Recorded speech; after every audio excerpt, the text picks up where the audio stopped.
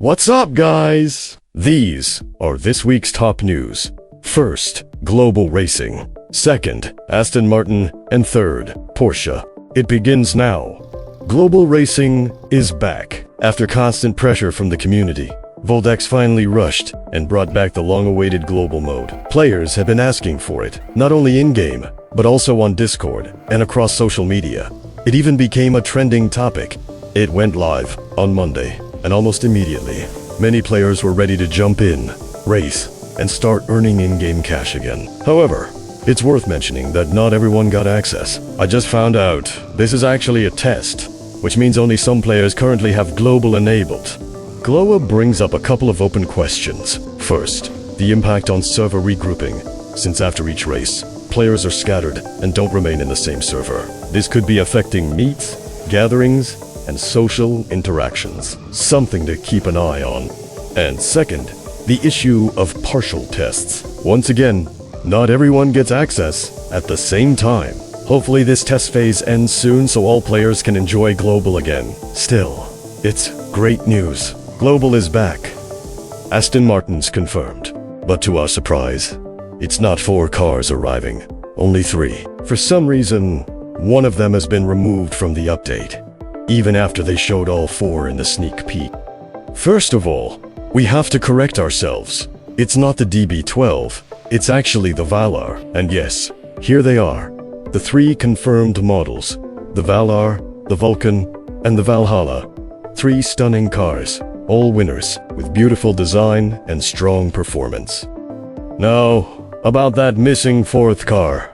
Well, this isn't new. In past cases, Vulcan has announced a certain number of cars and then released fewer. From what we've seen, they often do this to hold one back for later, saving it for a future update to fill content gaps down the road. Hopefully, this changes someday, and we can continue rebuilding trust little by little. Wait, now it says again, for cars coming this Friday. Oh my god, so confusing. Now, let's talk about the growing hate. Unfortunately, it keeps spreading. And honestly, it's sad to see. I'm not even sure whether to call it hate or bullying. Both are nearly the same and equally harmful. Instead of suggesting new additions, improvements, or much-needed features, some players now suggest that other people's suggestions shouldn't count. That's right, asking that certain brands or cars requested by others shouldn't come to the game. It's ironic and honestly a bit embarrassing, especially for a car game community. Come on, guys.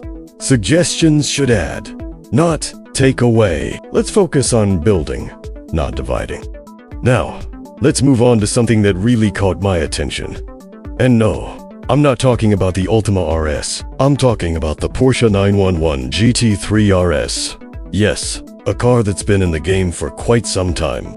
Originally, it was an amazing car, tough to handle, but insanely fast in acceleration. Later, it got nerfed, and it just wasn't the same anymore. But lately, I've been seeing these GT3s flying through the tracks again, especially on circuit. Maybe not with that old broken acceleration, but still very fast.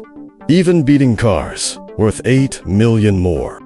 I'm not sure if it got buffed again or if there's a new glitch, but just in case, it's worth testing. If so, it might once again become one of the best recommendations for circuit racing.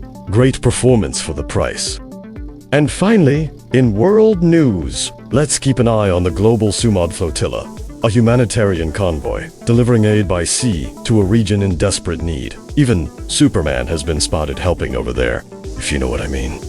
They've tried several times before and haven't been allowed to dock. Hopefully this time they'll make it safely and accomplish their mission, bringing help to those suffering under siege. One of many inhumane and internationally banned conditions these people have faced, including forced displacement and other acts forbidden since World War II.